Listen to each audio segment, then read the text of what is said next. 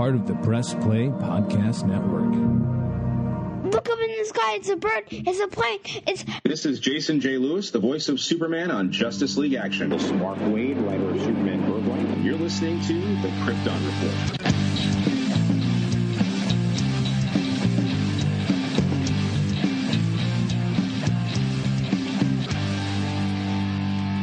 Look up in the sky. Welcome to the Krypton Report podcast. This early morning edition is brought to you by us, who thought we could get up this morning and record one like we used to, but then we realized we're old. I'm your host, Tyler, and this is James. What's up, James? Hey, what's going on, Tyler? I know, I was like, I want to wake up. I love waking up and podcasting with James, but Jania had to turn the air down last night, but then the temperature dropped outside, and then she had the fan up, so I'm just like curled up in bed, all nice and toasty under my Justice League blanket, and I'm just like, I don't want to get up. Yeah, no, for some reason I woke up with a headache. So, yay me. Aww. But what are you gonna do? That's not a common occurrence, but you know, it does happen once in a while. Not much in news, other than yesterday, like before this recording, the passing of a comic icon, in a way you could say, Arlene Sorkin, the actress who first voiced and helped mold the identity and basically create the character of Harley Quinn, died. Yeah, that's sad. I mean, I don't know if there's ever been a character as widely spread, as popular, as fast as like Harley Quinn. You know what I mean? Yeah. Like, she blew up in the 90s. She went from a cartoon to the comics to now she's like mainstream. Everybody knows Harley. It's yeah.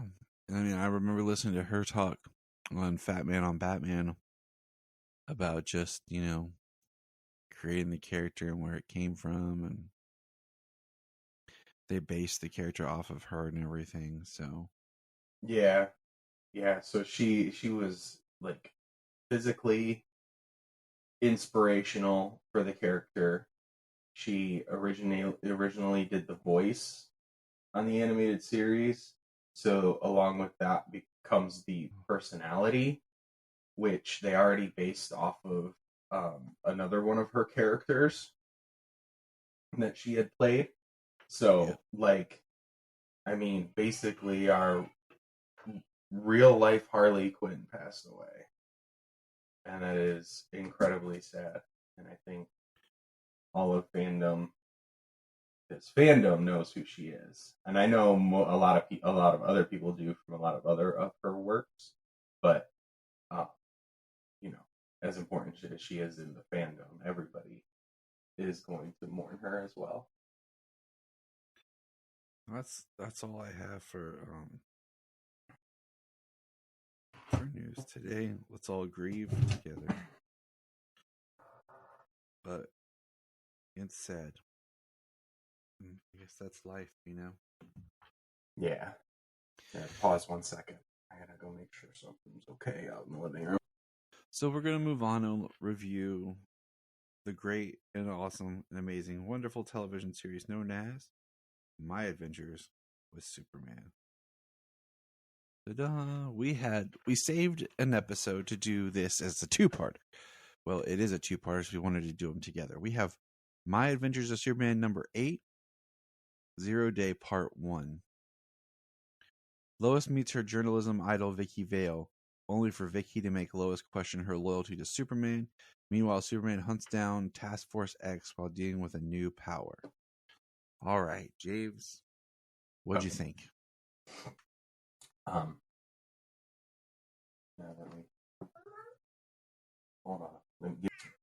on. I mean, 0 Day Part 1. It was cool. It was interesting. Like them coming after Superman, them taking him down. I'm really interested in, like, obviously we know that there are like DC generals and people. It's very big in that in comics where the government is very much against heroes and one, people's reliability on them, two, people's like worship on them, and three, they pose a potential threat. Yeah, I mean, we saw that was like the season 10 of Smallville. Mm-hmm. But, Yep. We had the Superhero Registration Act. I mean, there's all kinds of stuff. But they're after Superman, take him down.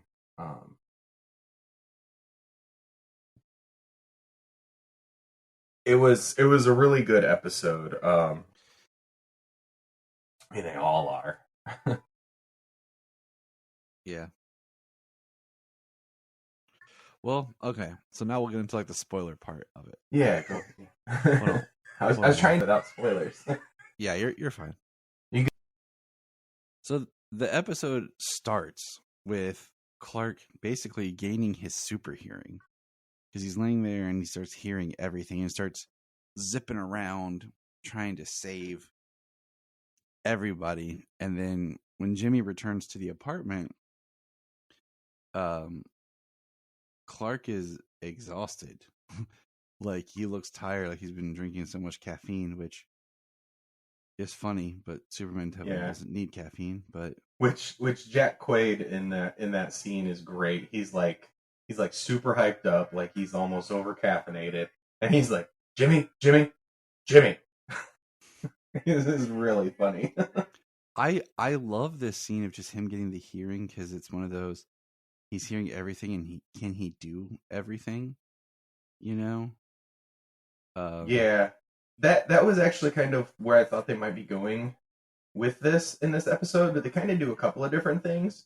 I kind of thought like I can't getting to the point where like he feels like he can't save everybody because everybody needs help for something, which is something we got in an episode, in multiple episodes of Superman before, in different shows and things like that, of where he has to learn to prioritize. Not everybody who needs help actually needs somebody else to come help them. Yep. He doesn't need a super powered person to come save them. Yep. And he has to learn to kind of distinguish and ignore that kind of stuff. And that's not really where they went in this episode. But they did connect it to the Vicky Vale storyline in this episode. And Jimmy's got 1 million followers on Flamebird. Yes. Yeah. But yeah, I thought so. Lois meets Vicky Vale, her journalistic idol. Also, I like that she's got an idol who is an established character in the DC universe. They're not more like head-to-head journalists, kind of doing their thing in different parts of the world, but all the same age. All the same age, yeah. But Vicky Vale has been doing this for a while. Like, she went to college with Perry. Yeah, she went to college with Perry. She's looking to be, like the editor-in-chief over at the Gotham Gazette or something. And Clark, we get the report that she brought down the Queen Industries scandal, brought down the Falcones. Couple, lots of name drops real quick. Yeah, that was pretty cool. It's Lois and Clark's 1 week anniversary of dating, because he fills a room full of flowers for her.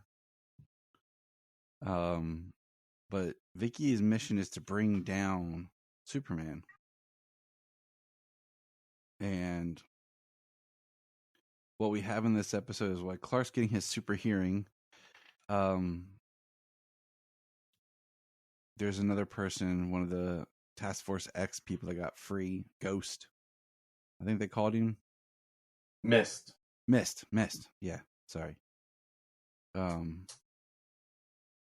And they're talking about Invisible Man doing all this stuff. One of the best parts in the whole thing is the little girl Libby, who is lost. and Superman finds her, picks her up, flies her, uses his super hearing and finds her mom or moms. It's kind of vague, but whatever. Yeah. But yeah, with Mist, he basically gets tricked into he's going after Mist, and no one else can see Mist, so they think Superman's having issues with his powers because he saves Mist but causes a bus wreck and a traffic accident, but nobody sees him save it. So everyone's like, Superman, something's wrong with Superman. Blah, blah, blah. Yeah, he collapses to the ground when he first finds Mist, and he kind of takes over or knocks over a fire hydrant. And then he kind of puts it back. But yeah, he's like getting tired, and he's being a little destructive in saving. And like you said, he saves Mist from getting ran over by a bus or something. But he causes an accident in the process. And then you have the what do you call it? You have Lois and Jimmy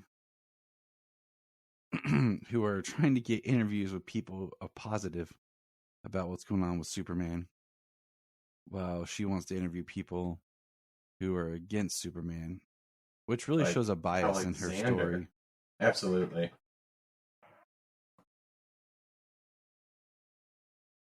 Yeah, she's out to prove one thing. She's out to prove how bad he is instead of being an objective reporter, getting both sides of the story, people he saved and then people who have their quote-unquote agenda, like Alexander, who worked for Professor Ivo.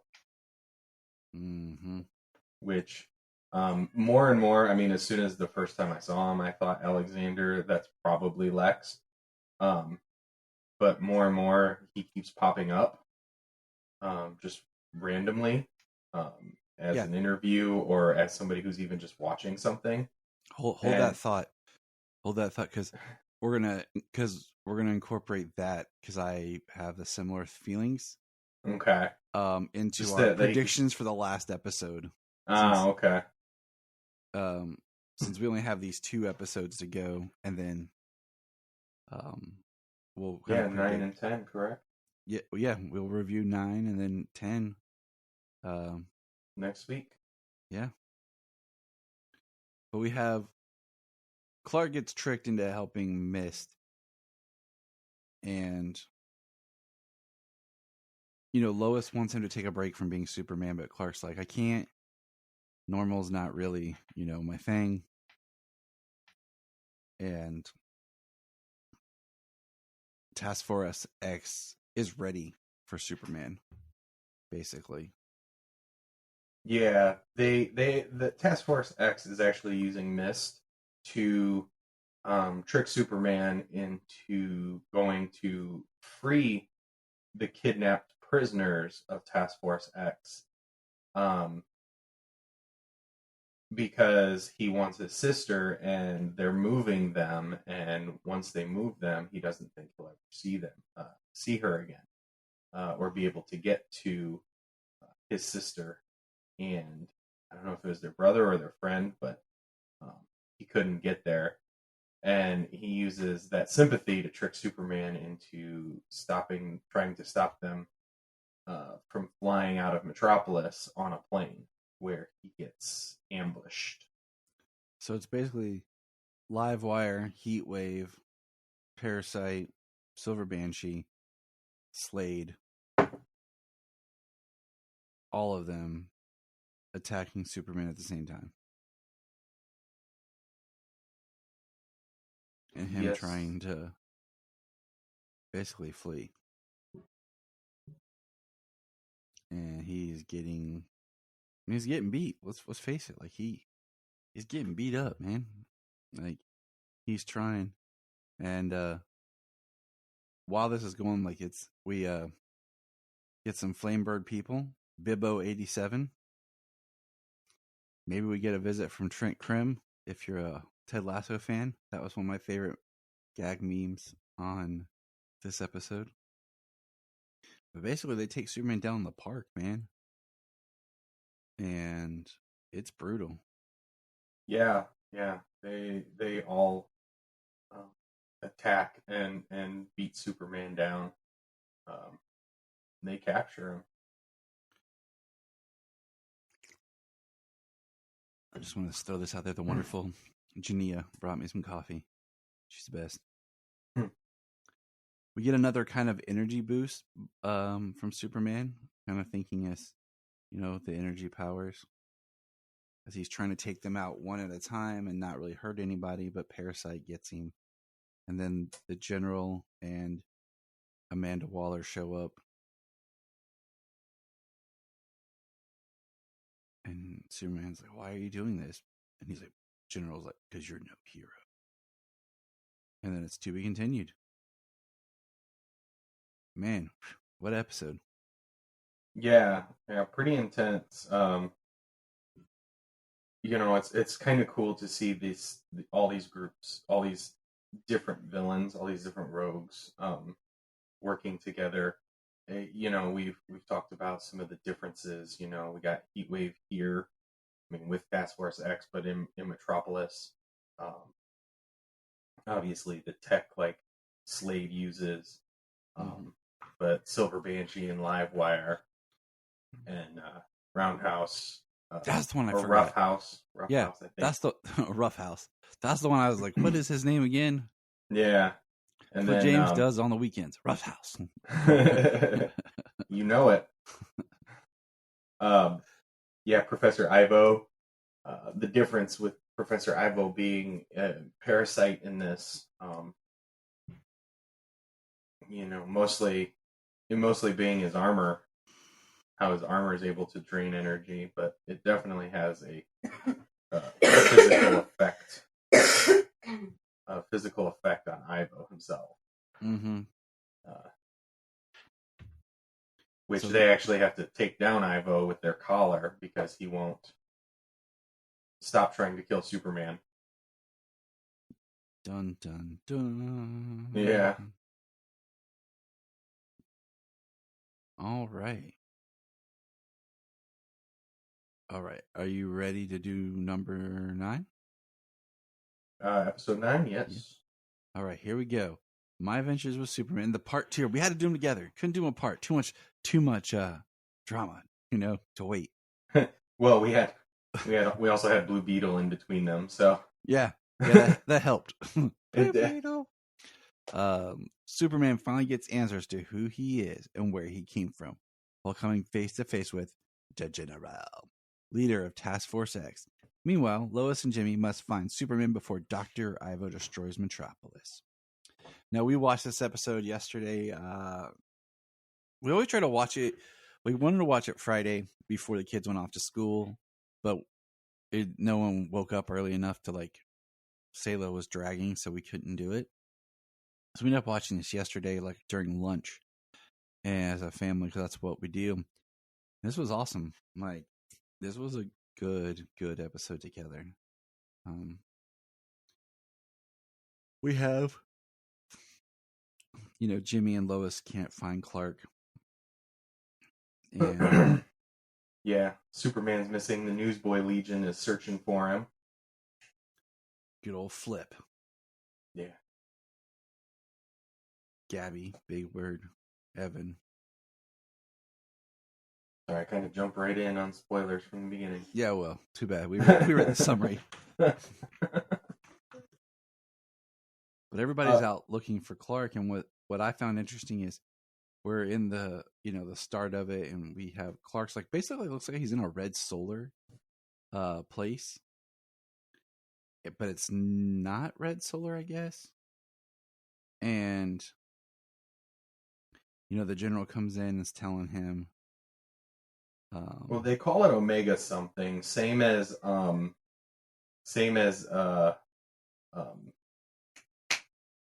Miss Yormala and the Brain called their red field. It was Omega something. I can't remember the technical term they used for it, but it is like a red solar shield. It is interesting because he's dates, numbers, And Clark's like, I don't know what you're talking about. And the general just keeps persisting. He's like, how dare you, act like you're innocent? And he's like, I lived on Earth my whole life. And he's like, stop lying. I was there on 0 day. And so we go back and like this really cool like hologram computer thing of showing a young Mandy / Amanda Waller and a young, did you catch it? Sam. Yeah, it's General Sam Lane. I was like, she said Sam, and I was like, yes. Yeah. I knew it. I told it. I was like, I said it from the beginning. I was like, this is also one of those things that helps when the captions are up too. You know, they did leave it like we did discuss. Like we expected it to be General Lane, but they did just call him General a lot, and we did discuss that there are at least a couple of generals in DC Universe that it could be. And this is Mandy Waller with a hair bun. She has some hair. Younger Sam here in the flashback. They're in a tent, and while they're in their tent, there's like a giant Kryptonian artifact ship thing, portal that opens, and this is what I want to talk to you about. Is it opens and projects like a wormhole portal, and we see like a Kryptonian armada, like invasion, and somebody out in front, and all kinds of ships and everything coming. Yeah, everything's got the shield shape too. And they drop a bunch of those big robots, and so basically all these people are getting wiped out by these invading looking robots. And at some point in time is when Clark's ship comes through, I guess. Yeah. So this kind of goes towards my theory of so there's a few different things in this scene, we've got because there's a giant explosion that happens that shuts it, and then all the stuff powers down. Yeah, so all the machines, they are definitely controlled like from a source. Because when the portal shuts down, they all power down. Which is how all the technology was left behind, and how they were able to repurpose the Kryptonian technology to make their weapons, to make their OMACs and all the suits and weapons that they've been using to fight Superman, that they've been preparing for since this day. Mm-hmm. But these machines, the technology has Brainiac's symbol on it. It has the 3 little dots connected by the line. So very much we think, that was new. I didn't consider Brainiac being, one of the villains. But it is a robotically controlled army. It is an armada. Our visual of Jor-El in the hologram very much looks ragged, war torn. He's older, he's got an eye patch, looks more like a militaristic type race, and makes me wonder what was happening on the other side of that portal, if there was a Kryptonian civil war. Do we get General Zod, this and that? And then I think that explosion maybe is like the sun or the planet or something eliminating them on the other side. That would explain why Superman's ship would have been sent through or made it through, because it was the end of the planet. Yeah. The end of their time or their galaxy. That's kind of where my head's at, is what if that was Zod leading his attack, and they were going to come to Earth or something, and the planet yeah, because it seems like there is something in control. there is a being, humanoid looking, but in sort of a suit. Could be robotic, could be somebody inside of a suit. Like, is that General Zod? Is that a body of Brainiac? And what's this war? Why are they attacking Earth? Is this General Zod trying to, quote unquote, save Krypton by leading them to a planet and taking over, ruling, and destroying everybody on the planet so they can keep it for themselves? Right. You know what I mean? There's a lot of different things here, a lot of different theories we can pose with what happened in this 0 Day Part 2 episode. You know, and then Sam immediately starts calling Clark a weapon, and he says 22 years, why are you on Earth? And, you know, he's like, Superman's like, I don't know. I always thought that, why would they do this? And you just see it like in his eyes, like he's crying, and it causes Sam to hesitate. Because then, you know, here in a little bit, skip ahead just a beat, but, you know, he's talking to a Waller, and he's like, doing the dates, he's like, if they aged like us, he would have been too little to be a part of that 0 day. And this is really where we're starting to get the split between Sam and Waller. That, you know, their mission of what to do with Superman is not the same. Basically, Waller lets Parasite out, and Ivo starts taking out everybody, and Superman's still, you know, chained up, and he's stuck, and he's not going to fight. He don't want to hurt anybody. He just wanted to help people.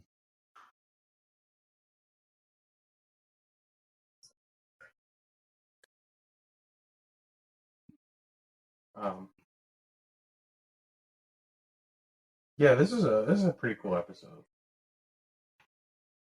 Like the way Superman cries, the way he feels, the way he gets to Earth, you know, or back to, you know, on the planet or whatever. Flip finds him and takes him back to the News Kids clubhouse.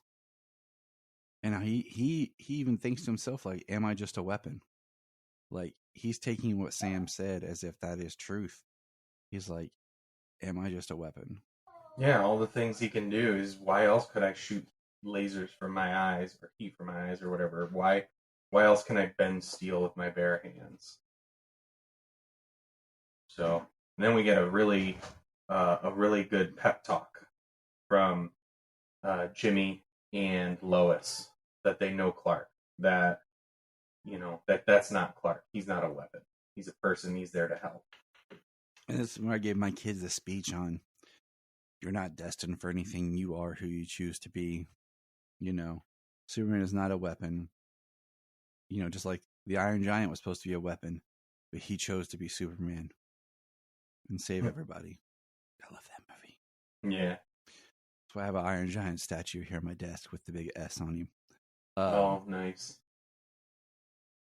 You know, and then Ivo shows up as Parasite in his giant mech Parasite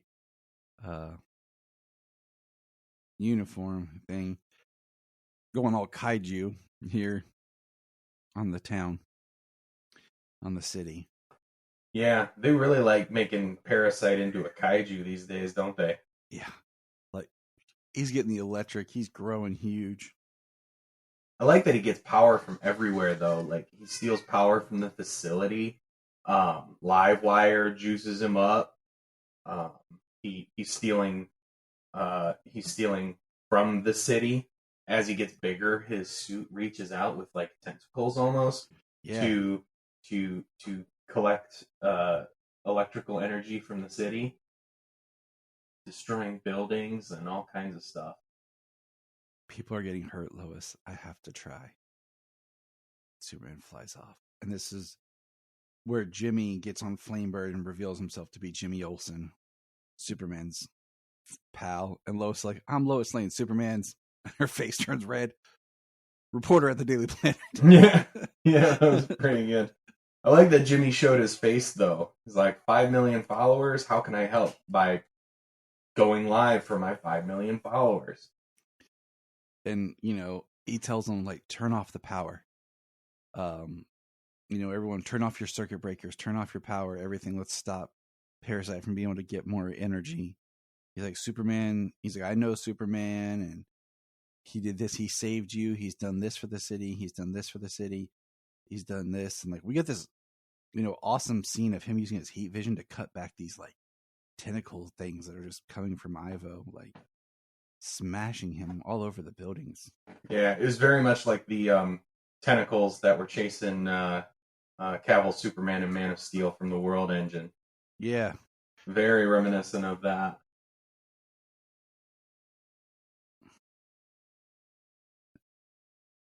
People have told us to fear Superman because he's different from us, but we humans are capable of causing hurt and pain too. Shut off your building's breakers, your generators. Do anything you can to starve Parasite of energy. So, and then this is where Superman, concentrating, gets another power in this episode, James. What other power does he get in this episode? X-ray vision. X-ray vision. And he sees where Ivo is inside this suit. And you see that Ivo's kind of like his own heart, and the suit is growing around him. He's not growing, but the suit is growing. That's what I thought was neat. And he kind of does this really cool, like, flies into the suit and rips Ivo out of it. I thought that was kind of neat.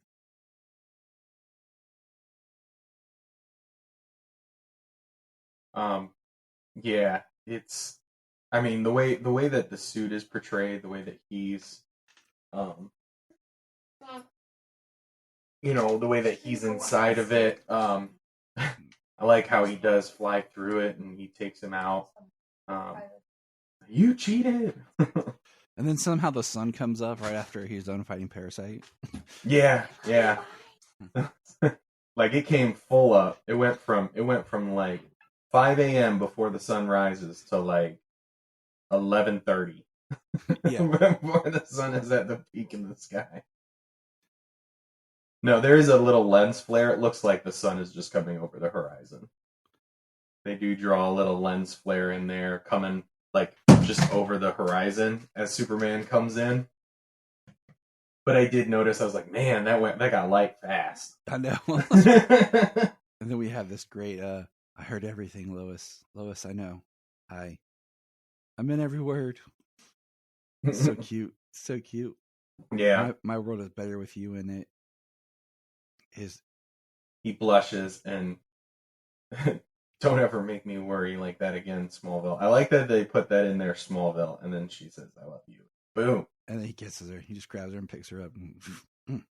Epic. Yeah.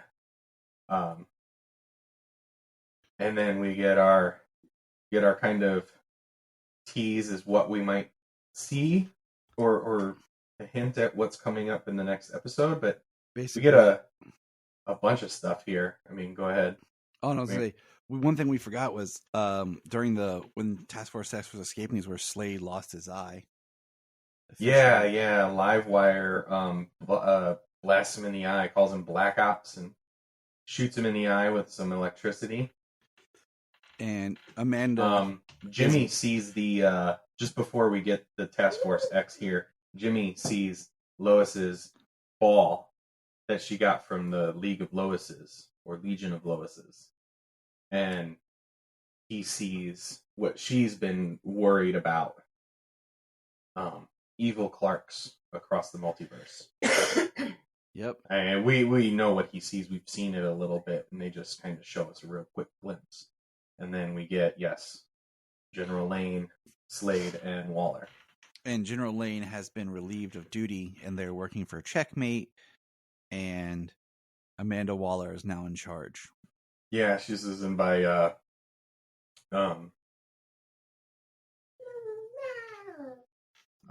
I am authorized by Checkmate and the government of the United States to relieve you of your duties. So yeah, the Checkmate is a cool name drop. The Task Force X, we got the Suicide Squad, So, and then Ivo's last invention, the Omega Cannon. All right. Predictions for the final finale of season 1. My Adventures with Superman. So I think in this episode, General Lane ignores something for or about his daughter. I think there's something that happens there.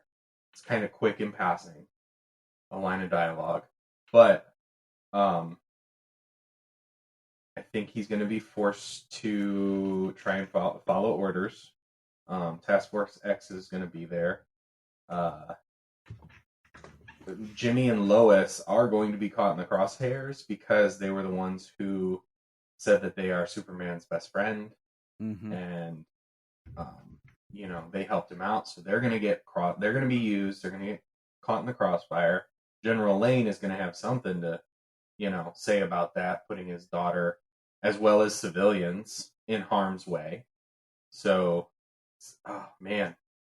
And we're going to have a cliffhanger or something of like a Brainiac or some other Kryptonian something or other. I mean, we have no resolution on what happened to Krypton in this world, especially now that we've got this armada that was invading Earth.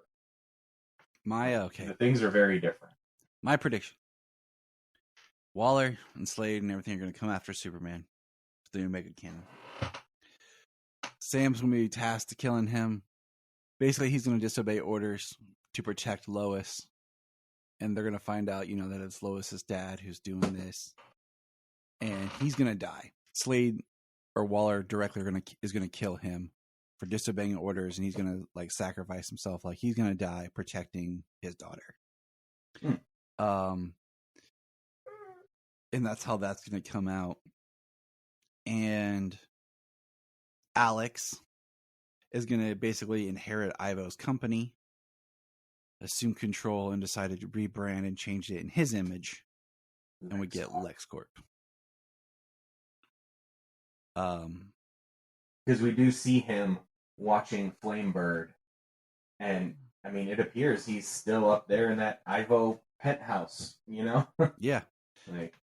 And I think that's going to happen. And then I think there's going to be something where Clark's going to take Jimmy and Lois back to Smallville. He's going to have to go back to Smallville and investigate his stuff that's there to try to learn some answers or figure something out.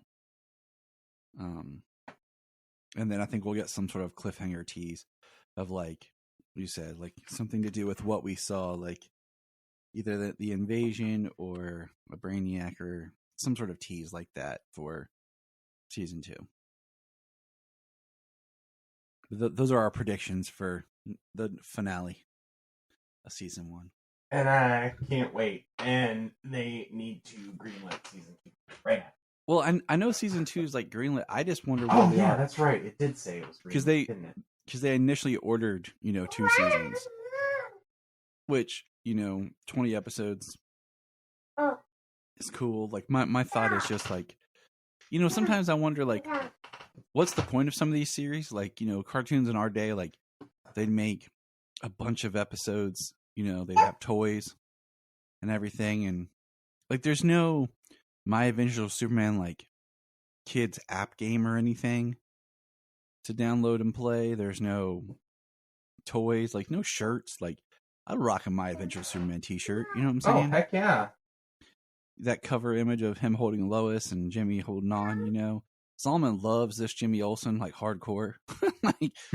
So I'd love to give him a Jimmy Olsen shirt, Hey man, he's quickly becoming maybe my second favorite next to Josh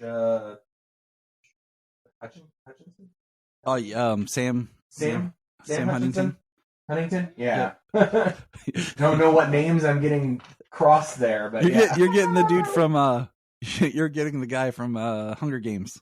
Yeah, that's it. That's where Hutchinson's coming from. Five Nights at Freddy upcoming, dude. But yeah, I mean, this Jimmy Olsen just has it's Jimmy, but it has a nice flair to it, a nice, feel.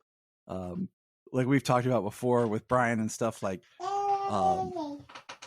Jimmy, good old Jimmy, Jack Larson is still like the best Jimmy, the original, second Jimmy Olsen, just bring that spark. But Sam was great. He just didn't get enough to do in Superman Returns. That's my other, favorite Jimmy and Clark dynamic. But I'm loving it. So we are going to take a quick break and come back with some comics.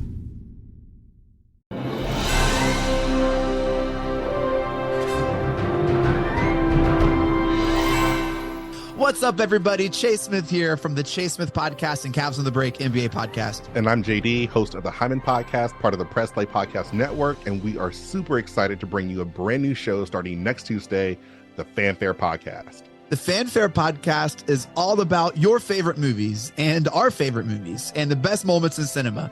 To help guide our discussion, each episode will feature one classic, and we will grade this movie using a report card-like scale A through F. We're going to be grading categories like acting, directing, cinematography, the score, and even the movie poster itself. And when we're not featuring a movie report card, we'll be sharing our movie rankings, franchise deep dives, actor and director interviews, and everything in between.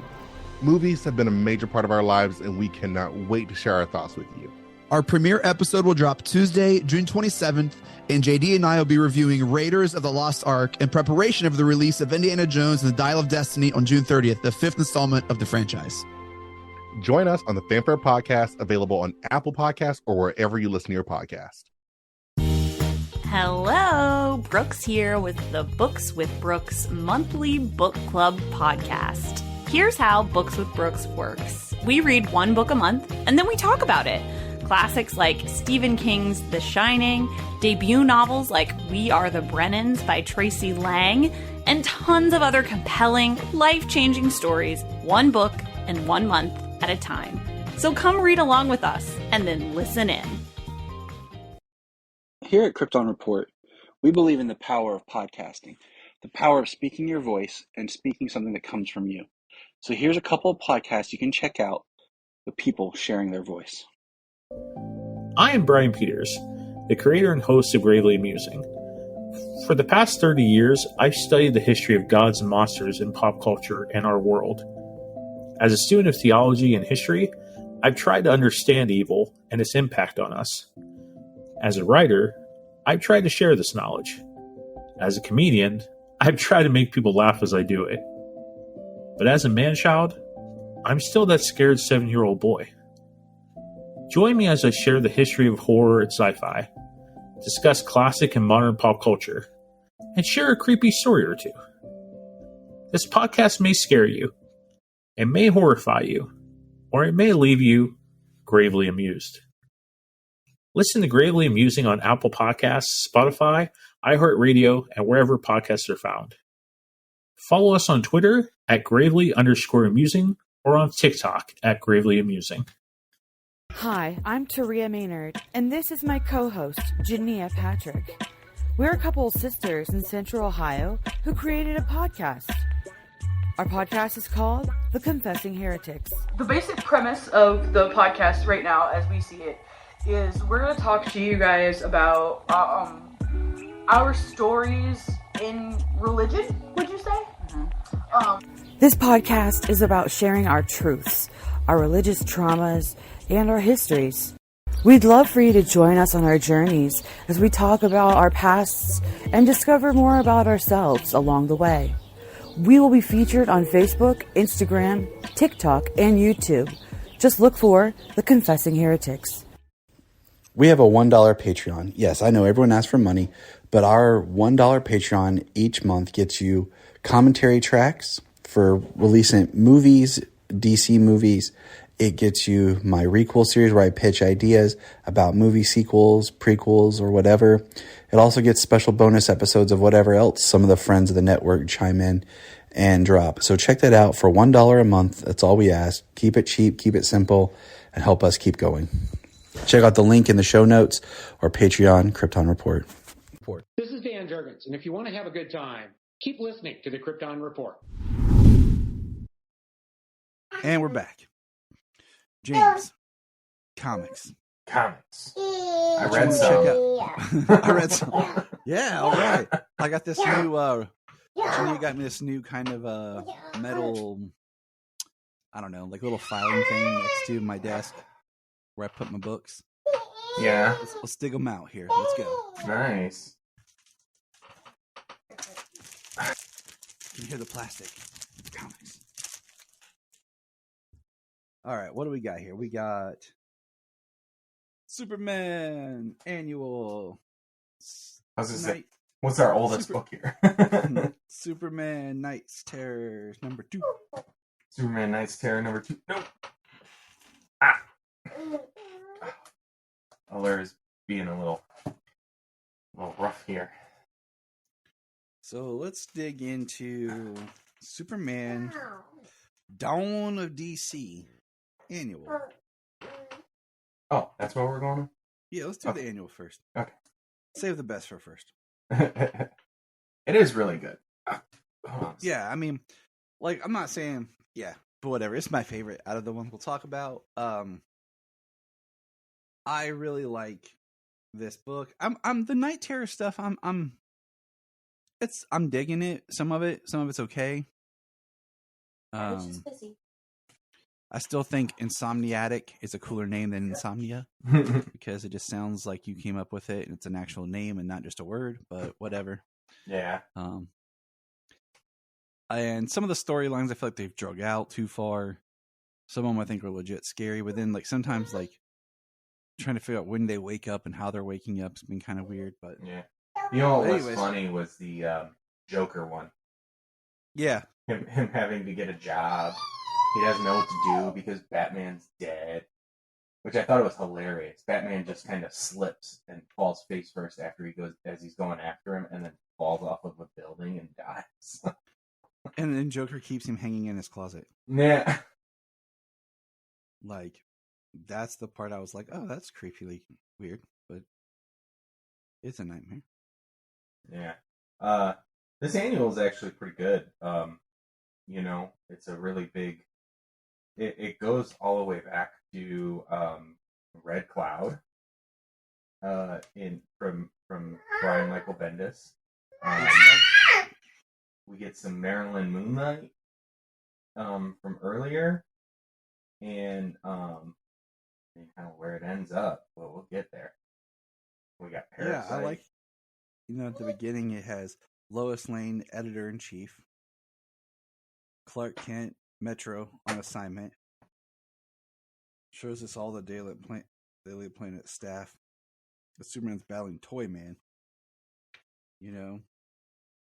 And what's great is everyone's talking about what they can do to kind of for the news, and Lois just basically loses it and reassigns everybody.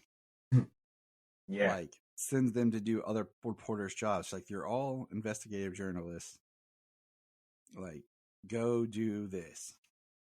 Yeah, she sends everybody else on somebody else's beat, basically. Like, spread your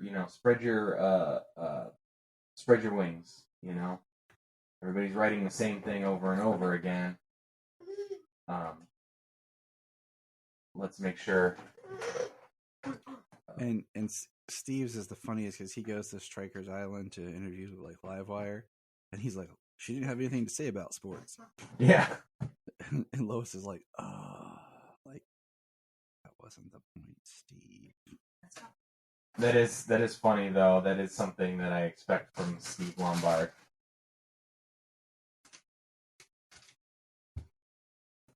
Which actually Lois goes to talk to Livewire. Which is awesome.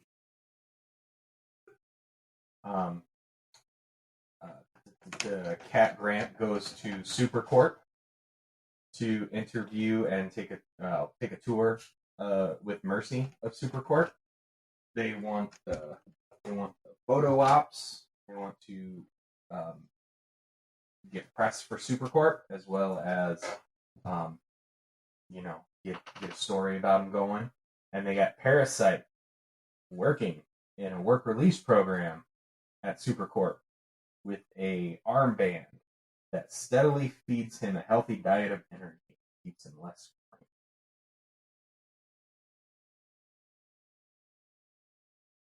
And which I think is interesting.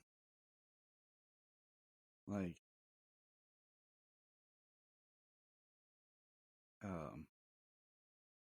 his whole like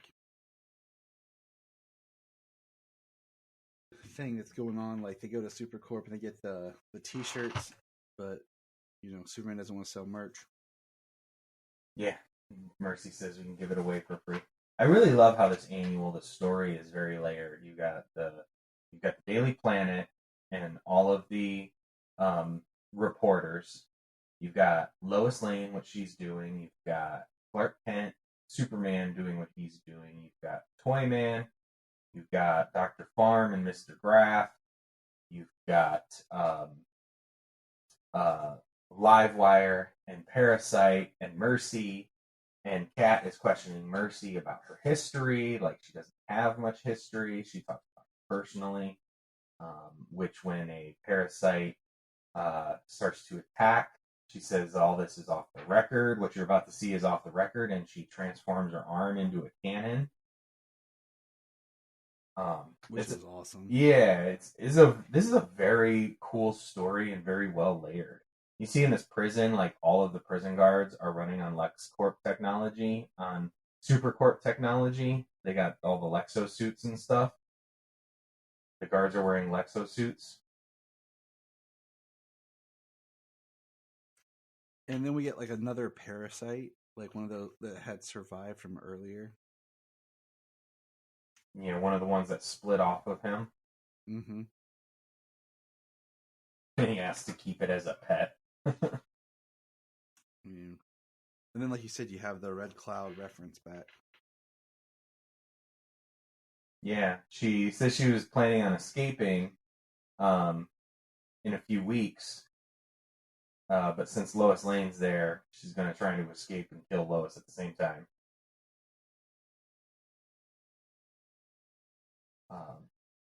Which Livewire here is more concerned about her fans, having people hear her and hear her story and stuff.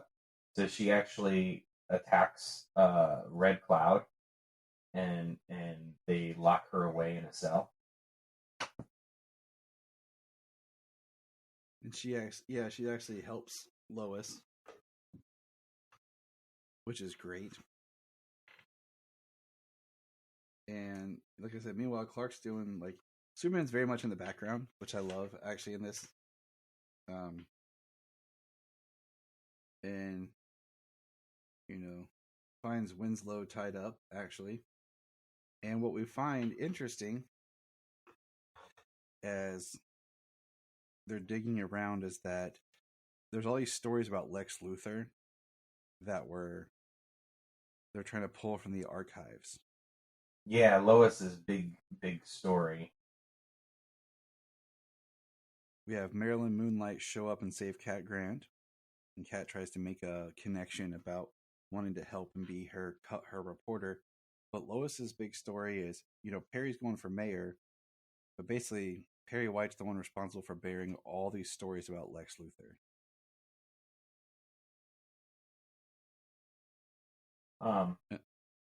Yeah, which is really interesting. One person, and that doesn't sound like Perry White at all. So, and then the double punch at the end is Dr. Farm as Lobo. Well, I was gonna say, one right before we get there, this is the whole story. Kind of, we got this Daily Planet column, shocking news about Livewire. We've got Parasite and Supercorp, and Cat Grant gets an interview with Marilyn Moonlight.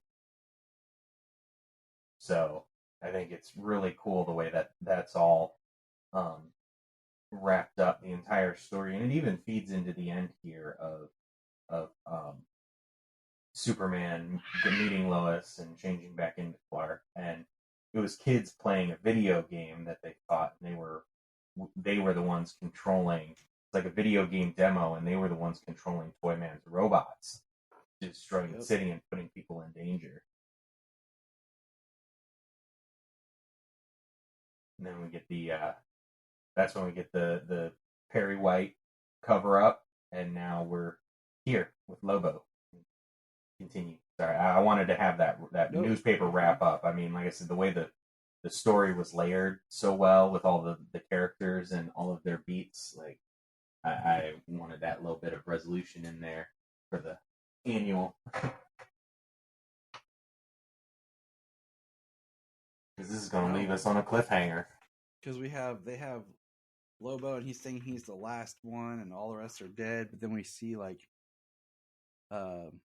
just scans pause, and we see this, and we see Brainiac, looking at a bottled city, and then let's see, he has two dogs that look like Doomsday dogs. They do, yeah. So I thought this was a great issue.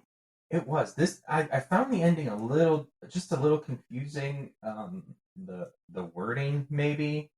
Because it starts where it says scanning files, and it's is Brainiac watching some of this stuff going on? It says scans pause. It says our past work has been uncovered by Superman and Lex Luthor's enemy, but it is too late. Your time has come.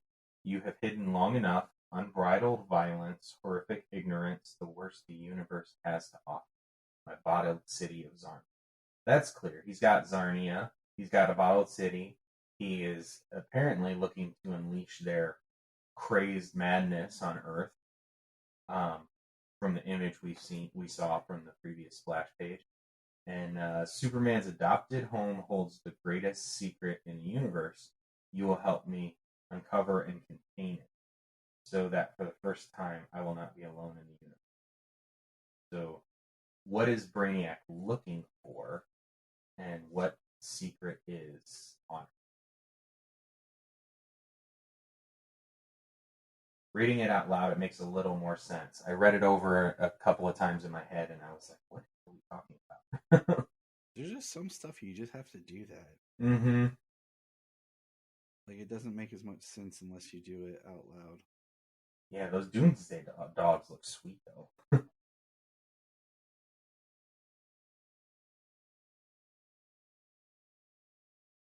all right, so now, Night Terror Superman number 2.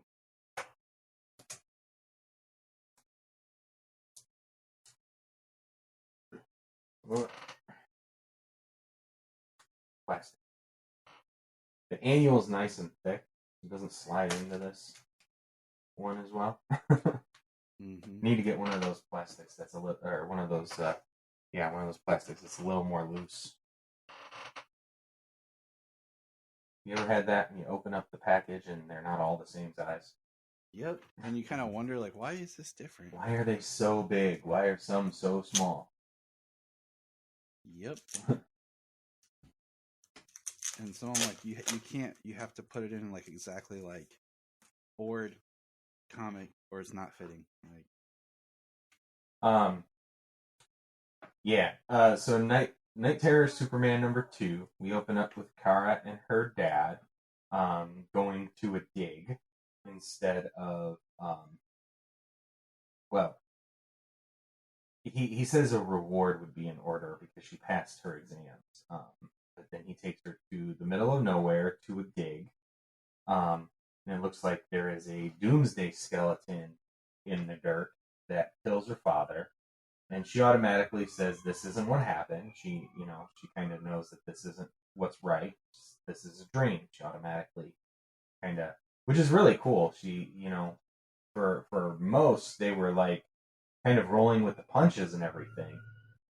But with her, she's fighting it from the outset. The moment something happens, she's fighting it. This is a dream, and she's being chased by all of these dead Supergirls in all of the different Supergirl suits and outfits that we've seen her in over the decades.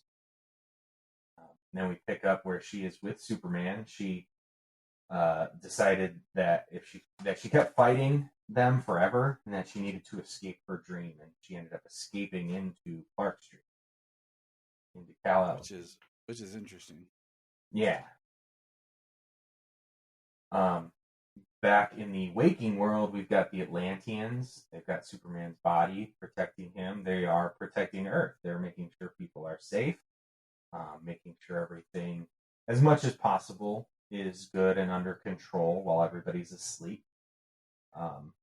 Mira and Arthur take Superman to Supercorp, where they hook him up to the machine.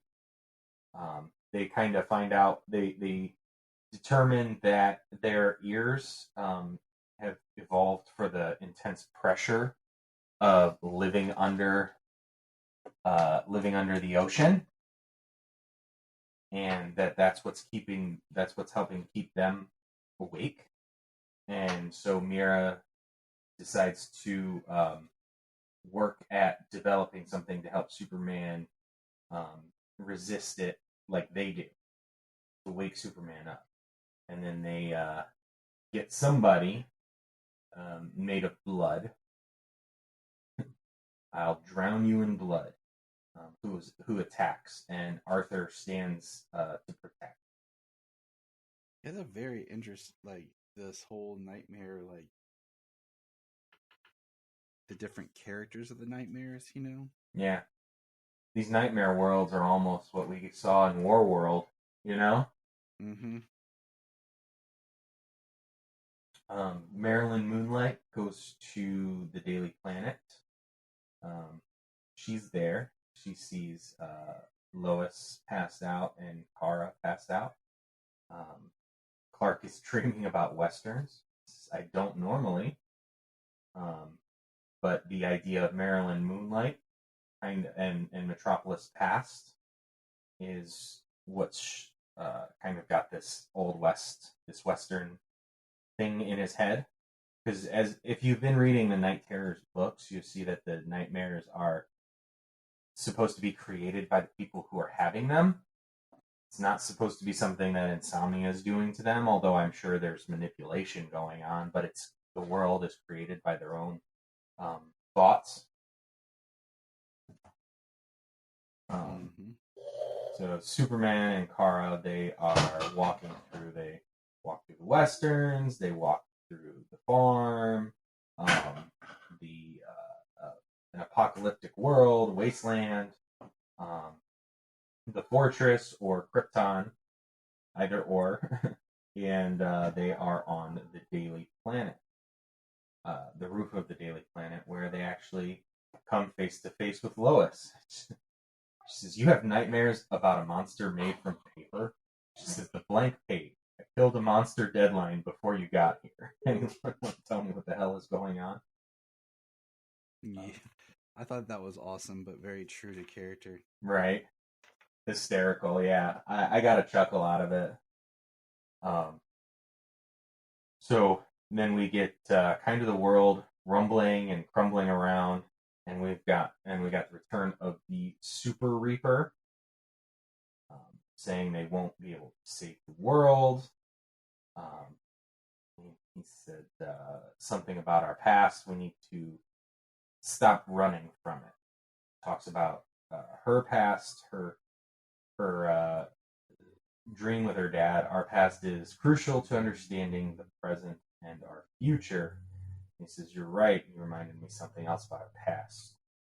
And that's when we need to stop running from it. And he attacks Super Reaper head on. Throws him into what appears to be like a sun. And there's a giant explosion, and Superman wakes up.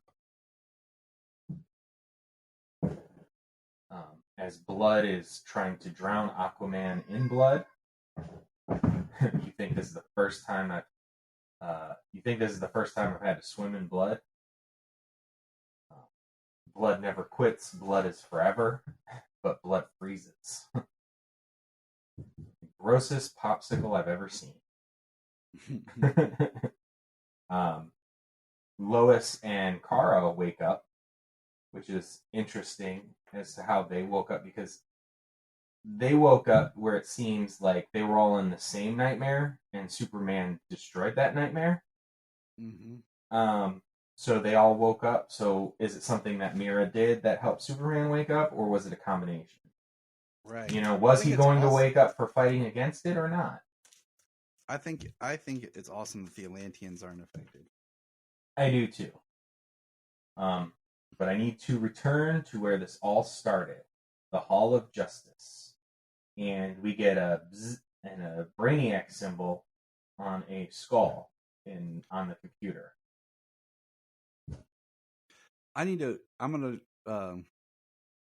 have a couple more of like the Night Terrors. I'm just reading them as they drop on the app. Me too. So the only ones I'm keeping up with in real time are the Superman books, basically. But I need to read. There's a few more I need to read on there. Yeah, I need to read a few more. I'm trying to think what the last one I might have read was. I think I'm actually on Night Terrors number 2. I think is the one that is next in my queue there. So the interesting thing though that I'm wondering about this, the Hall of Justice, I need to go back. Is this the real world Hall of Justice, or is this a nightmare? And this Brainiac thing, is this going to be a continuation past this? Is this going to go into Superman number 6? As well as, is this like something happening via Insomnia at the Hall of Justice, and then this is going to continue to move forward with Superman past Night Terror? I think it's a multi-layer setup at the end of this issue. Good question. Well, because we also Night Terrors to be continued in Night Terrors Night's End, and Superman Adventures continues in Superman 2023 Annual and number 6 next month.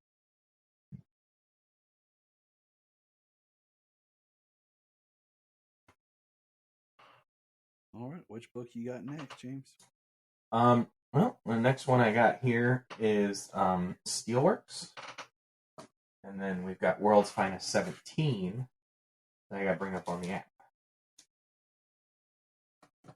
But say, yeah, the kids got my iPad. Okay. So. Well, do you have Steelworks? You want to do Steelworks, and then I'll do World's Finest? They're all on my iPad. Okay. The kids got my iPad. Oh, okay. No problem. On you. So we pick up where Natasha has been affected by, I can't even remember this character's name, but the invisibility character, the guy who's invisible, who when he moves, he is like a mist. But Natasha, he's trying to upload an invasive program into her suit. They're trying to gain access to Steelworks because he works for the company that was shut down, Ameritech. That's what it was. Well, he was forced to work for the guy who used to be the boss there. But countermeasures in Natasha's suit blasts him off, sends him flying away through multiple buildings, walls, and even a truck, causes the building to collapse.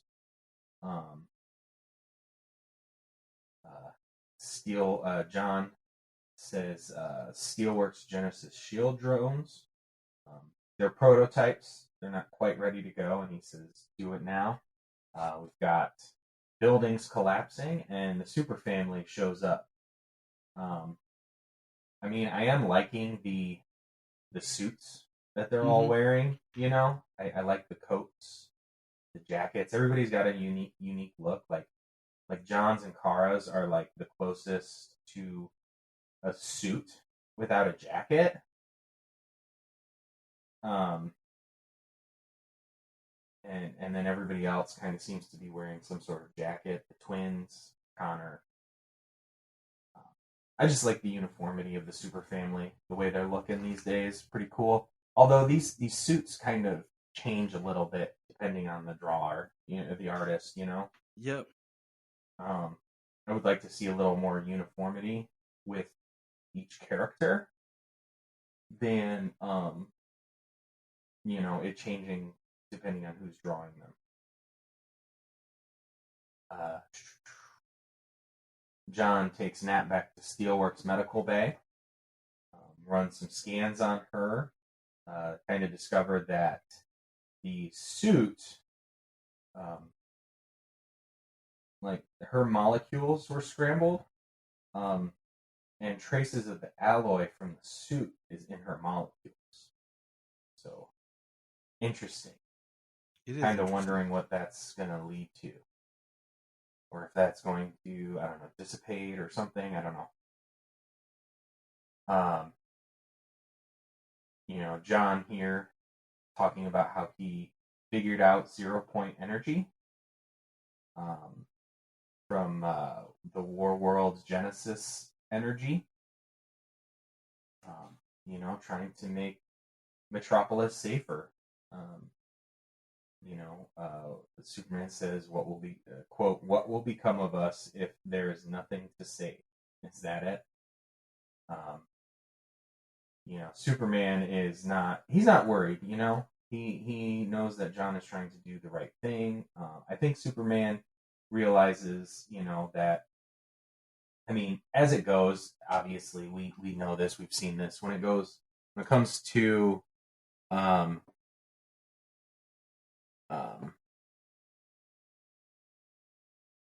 when it comes to the media and the way that this thing would be kind of portrayed is like he's trying to get rid of superheroes, like by making the world a place that doesn't need them. And I don't think that's how Superman really feels. Like, I think Superman understands that he's trying to save people and make the world safer, which he is all for. But if he is needed to save people for any reason, he's going to do that. He'll be there to do that. John and Lana are together. They're discussing, he's weighed down by a lot. John Henry. Him and Lana are talking about the future, talking about the wedding. He says, like, when you got those Superwoman powers, which is actually how they got together. Let's see. We go to Centennial Park where Cat Grant and Jimmy Olsen are celebrating Superman Day, right? Superman Day. Mm-hmm. But we've been promised a surprise this year to coincide with the anniversary of Superman's heroic sacrifice against the creature known as Doomsday all those years ago. So, nice big old Superman Day celebration happening. John Henry Irons showing up.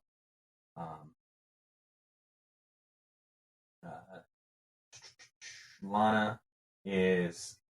I was wondering what was happening here. Lana's kind of got some sparks coming out of her fingers.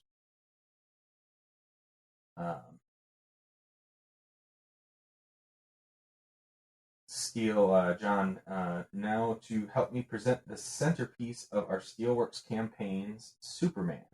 Superman joins John Henry on stage, and John Henry releases his device.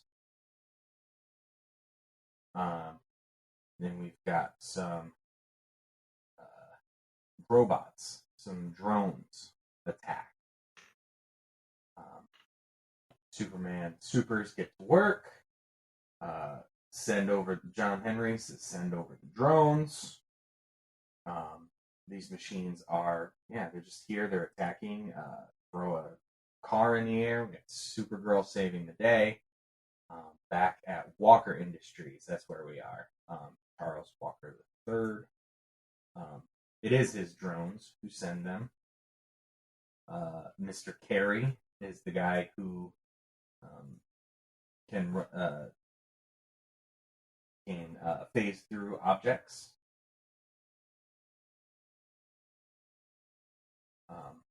This is during the fight. Superboy Connor is attacking, and he says something something is wrong, and he does a large heat vision blast that destroys some robots. Keenan, Connor, are you okay? I don't know what happened. Superman, Keenan, see that Superboy gets to Supercorp immediately for analysis. Kara, Otho, and Oso help anyone affected by the blast zone and get them to safety immediately. John, you and I will take the androids to Strikers to keep them on ice until we know what we're dealing with. As they are cleaning up, trying to take everything, they've got all this 0 point energy around, see what the 0 point energy can do. We get John, help me, and Lana seems to be transforming back into Red Superwoman. That's awesome.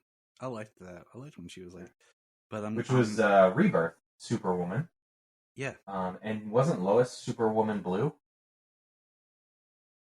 Lois was blue, yeah. Yeah. And she died.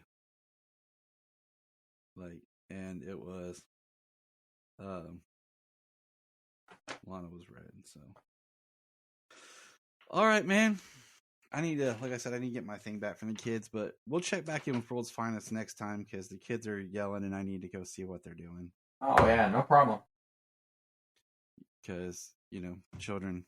So everyone check out your comics. Keep in touch. Next episode, we're going to, read some more comics, catch up, and then we're going to try to wrap up our Ruby Spears as much as we can.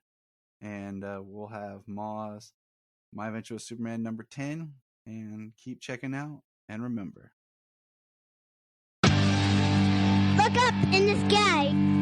We just want to say if you've enjoyed this podcast, please check out other podcasts on the Press Play Podcast Network. If you are like Tyler and James and can't get enough Super Talk, check out these other podcasts. Digging for Kryptonite, Supergirl Radio, The Last Sons of Krypton, The Superboy Legacy Podcast, All-Star Superfans, Superman the Animated Podcast, The Aspiring Kryptonians, Always Hold On to Smallville, The Geek of Steel, and Truth, Justice, and Hope. Remember to check out Krypton Report on all social media platforms. Go to linktree.com/Krypton Report. You find all of our